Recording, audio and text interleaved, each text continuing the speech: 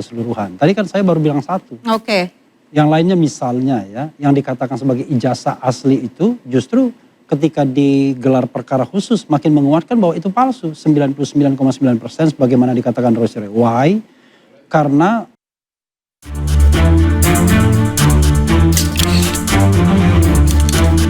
sudah kami limpahkan untuk 3 tersangka. Nah, bagi kami itu cukup terburu-buru. Ahli dan saksi ada charge kami justru dipanggil untuk memenuhi berkas yang kami ajukan. Kami mendorong dan mendesak pihak kejaksaan untuk menahan para tersangka ini. Kenapa? Ya karena mereka masih saja membuat gaduh di publik.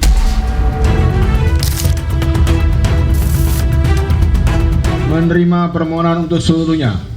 Menyatakan informasi salinan ijazah atas nama Joko Widodo yang digunakan sebagai peserta petanam presiden RI periode 2014-2019 dan 2024 merupakan informasi yang terbuka.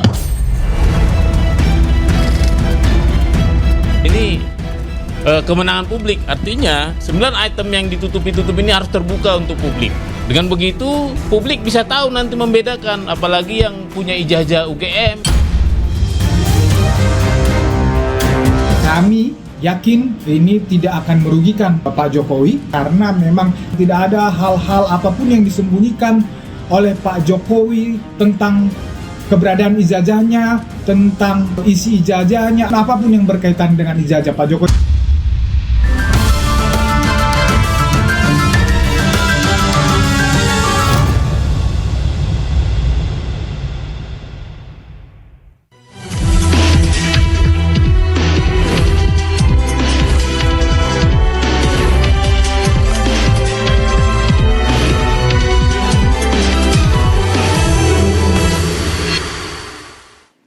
Polisi melimpahkan berkas perkara 3 tersangka fitnah Jokowi, Roy, Rismon, Tifa.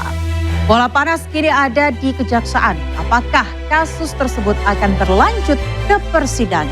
Saya Aya Nufus, inilah Interupsi.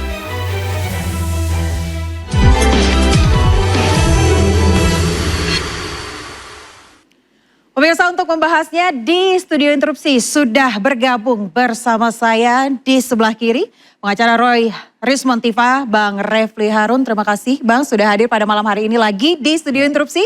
Dan juga ada Bang Bonatua Silalahi, pengamat kebijakan publik. Bang, tampilannya malam ini casual sekali, apa karena kemenangan publik nih Bang? Bukan karena kedinginan. Karena kedinginan, baik. Kalau begitu saya akan perkenalkan narasumber di sebelah kiri saya ini sepertinya sudah matching outfitnya juga. Ada Bang Rifai Kusumanegara, pengacara Joko Widodo. Selamat malam Bang. Malam. Terima kasih. bagian di jasnya itu. Jahitnya di tempat yang sama ya Bang ya. Dan juga ada Bang Freddy Damanik, Sekjen DPP Projo. Terima kasih ya Bang Abang. Sudah hadir di studio Interupsi. Saya ingin mengingatkan kembali rules di studio ini. Anda boleh berargumen, adu gagasan, adu ide, tapi pastikan Anda mengatakan interupsi. Baik, saya ke Bang Refli terlebih dulu. Bang, Ya. tadi dari mana Bang? Katanya dari Polda mengkritik. Kritik apa Bang? Oh, jadi kita mengkritik soal pelimpahan itu. Pertama, kita mengatakan pelimpahan itu prematur dan tidak punya dasar hukum yang kuat. Oke. Ya. Kenapa begitu? Pertama, saksi dan ahli yang kita ajukan itu belum diperiksa. Dan baru akan diperiksa 20 Januari nanti, bayangkan. Tetapi sudah dilimpahkan itu barang. Kan? Nah, ini menunjukkan bahwa penyidik tidak profesional atau penyidiknya panik. Kalau saya lihat, Kenapa panik Bang? paniknya barangkali ada tuntutan di sebelah sana, ya kan? Kapan ini dinaikkan, kapan ini ditahan dan lain sebagainya. Jadi ada kepanikan seperti itu. Ya, makanya kita mendengarai ini penyidiknya nggak independen nih sepertinya. Berikutnya kita lihat ya, kalau kita lihat dasar-dasar penersangkaan tersebut, tidak ada yang relevan dari 6 pasal itu kita katakan. Pasal 310 mengenai pencemaran nama baik, itu tidak berlaku kalau itu terkait dengan kepentingan publik. Nah, kita tahu bahwa dengan putusannya KIP, ya, Bung Bona memenangkannya, makin nyata bahwa yang namanya dokumen ijazah itu adalah dokumen publik, bukan private dokumen. Oke, baik. Kita akan tahan dulu Bang soal... Baru 2 dari 3.000 yang akan saya katakan. Sudah baik aja. Sudah dipersiapkan sepertinya, tapi kita tahan dulu. Saya mau lihat tanggapan dari Bang Rifai. Dikit aja Bang. Baru 2. Jangan semua dikeluarin semua. Oke, saya mau tanya Bang Rifai, Bang, katanya prosesnya prematur. Kemudian juga dikatakan terkesan terburu-buru, Polda terkesan tidak independen, ada dorongan-dorongan tertentu katanya. Menurut Abang seperti apa? Oke, pada intinya gini, pemeriksaan tersangka kan sudah dilakukan di bulan November, sudah 2 bulan. Dan sejak itu kita mendengar bahwa tersangka akan mengajukan saksi dan ahli. Sampai 2 bulan tidak kunjung juga. Persoalannya di mana saya ngerti. Apakah justru para tersangka yang tidak serius 2 bulan loh? Atau penyidik yang tidak serius? Kalau misalnya penyidik tidak serius, boleh silakan dikritisi penyidik. Saya pun juga nggak mau ada sebuah proses perkara tidak equal ya. Tapi kembali lagi, kami pun juga sebagai korban punya hak loh di Undang-Undang Perlindungan Saksi dan Korban. Hak untuk segera perkara disidangkan. Dan kami juga mendesak memang penyidik, ini sudah 2 bulan nggak ada kejelasan. Bahkan kemarin kami menyayangkan kok saksi ahlinya malah dibawa-bawa ke gelar. Padahal di gelar itu tidak mengikat, harusnya dituangkan dalam BAP baru di situ mengikat secara pro justisia. Ya, jadi soal itu ya silakan saja kalau memang ada keberatan, tapi di sisi lain juga kami ingin semua ada kepastian, jangan menjadi alasan untuk menunda-nunda. Oke, terkait pasal yang tidak relevan seperti apa Bang? Kalau itu kan semua pengacara pasti bicara seperti itu, tapi intinya pertama adalah dari penyidikan sendiri sudah lolos pasal-pasal ini dan dikuatkan oleh 22 ahli. Tinggal kita lihat di jaksa nanti, apakah pasal-pasal oleh jaksa tetap dipertahankan untuk diuji di persidangan atau tidak. Tapi kalau buat kami ini clean and clear, bahwa betul ada fitnah dan pencemaran nama baik. Tadi yang disebut KIP bahwa ini dokumen publik, betul itu dokumen publik, tapi persoalannya bukan itu. Menghina dan memfitnah Pak Jokowi, apakah Pak Jokowi tidak punya hak privat untuk menjaga nama baiknya? Atau apakah seluruh mantan presiden seumur hidupnya boleh dihina, boleh difitnah oleh seluruh rakyat Indonesia? Menurut saya beliau sudah pensiun sebagai warga negara juga punya hak untuk menjaga nama baiknya. Dan itu diatur di konstitusi di pasal 28. Jadi menurut saya ya ini memang ada perbedaan pendapat, silakan saja. Setiap advokat pasti juga membuat argumen, tapi ujung-ujungnya kita lihat nanti bagaimana pandangan hakim. Oke, baik. Bang, di Polda tadi responnya apa dari kritik Anda? Yang merespon itu kita kan bicara di depan media, depan wartawan. Kita memberikan sebuah penjelasan, ada 7 poin keberatan kita terhadap pelimpahan dan juga kasus ini secara keseluruhan. Tadi kan saya baru bilang 1.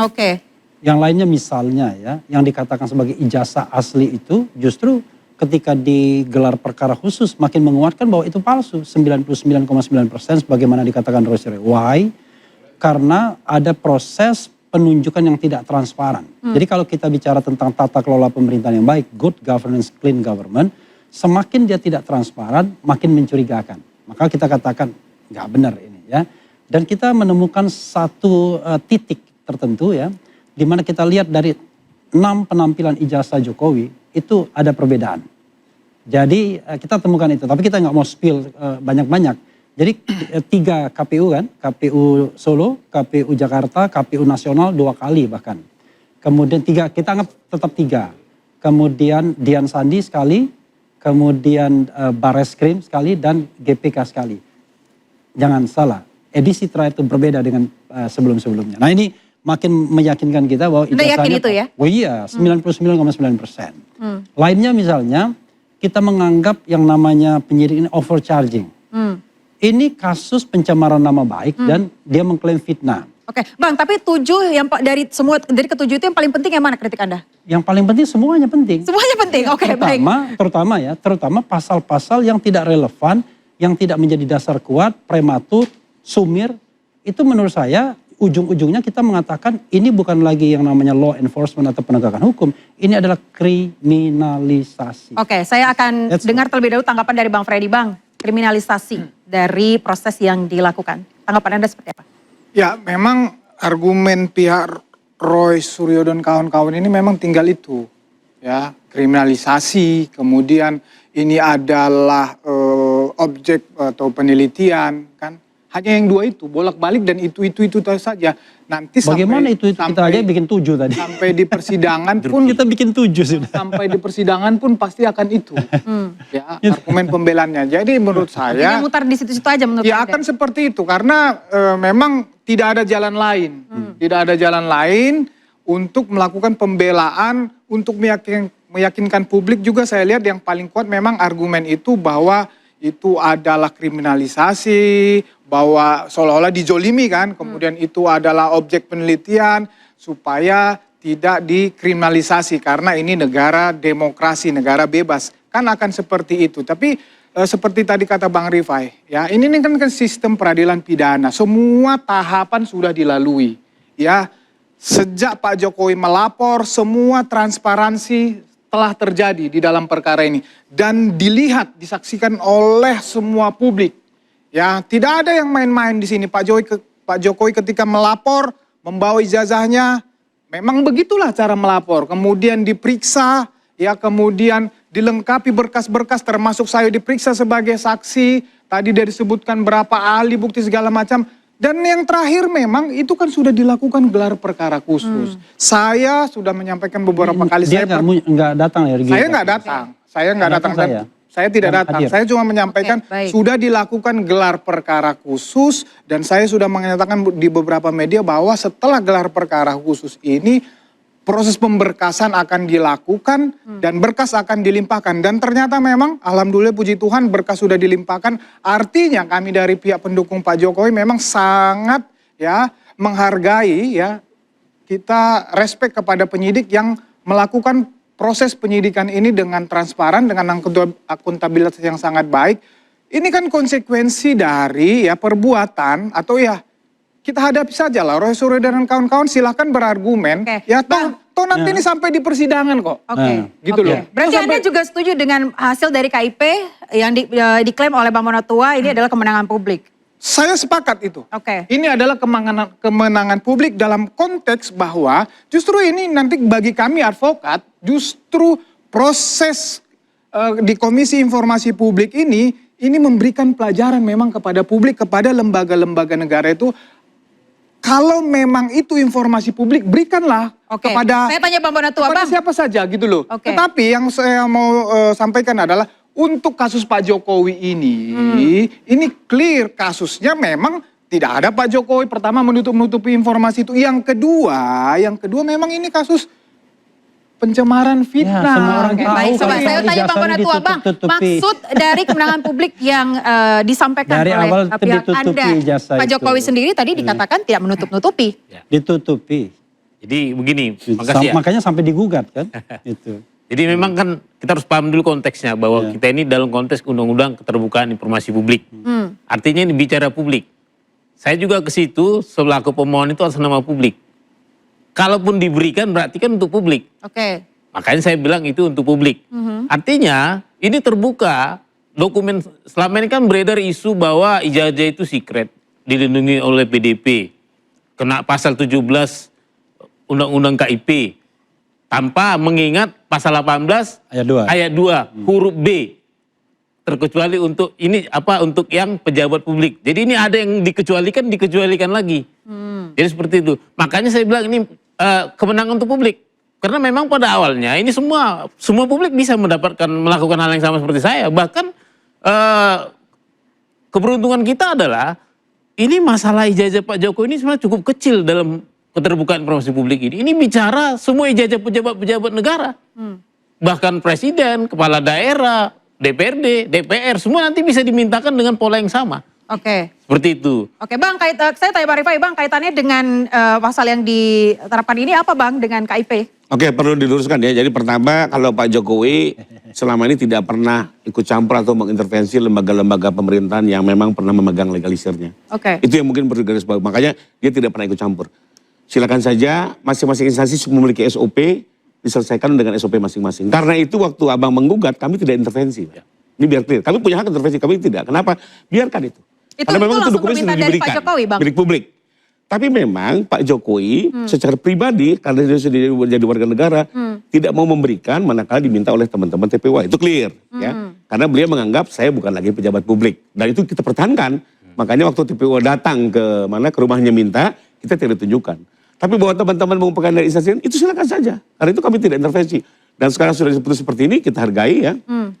Itu kembali lagi setiap institusi memiliki mekanisme masing-masing ya, bahwa nanti dengan putusan ini apakah diterima atau mereka tetap mengajukan banding ke petun, itu silakan berproses, kami tidak ikut campur. Jadi perlu dibedakan antara beliau sebagai pribadi, di sisi lain beliau tidak keberatan manakala ijazah ini juga diberikan. Karena gini, Justru sebenarnya dengan adanya fotokopi legalisir di masing-masing KPUD ada satu fakta bahwa selama ini Pak Jokowi sudah memenuhi persyaratan memberikan fotokopi itu. Terlepas dulu asli palsu ya. Dan ternyata masing-masing legalisir ini, masing-masing ijazah ini dilegalisir basah oleh masing-masing dekan yang in charge ya. Jadi intinya secara administratif tidak ada kesalahan. Kita tahu kan selama ini proses legalisasi itu tentunya ijazah aslinya ditunjukkan di UGM, dicocokkan, dicap. Ini bicara yang normal dulu nih ya. Bahwa ada isu-isu ini palsu tidak palsu, silakan itu berproses, diuji saja gitu ya.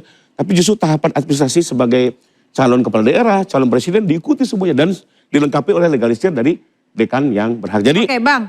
nggak ada masalah. Nggak ada masalah ya, Bang Refli nggak ada masalah loh Bang terkait dengan ini. Nggak ada masalah gimana. Semuanya sudah diikuti dengan. Jadi ya nanti apa yang dihasilkan Bonatua ini akan kita teliti dan kita sudah mendapatkan clue-nya. Salah satu clue-nya nanti kita lihat lah ya. Oke, apa itu clue-nya? Kita akan bahas di segmen berikutnya Bang ya.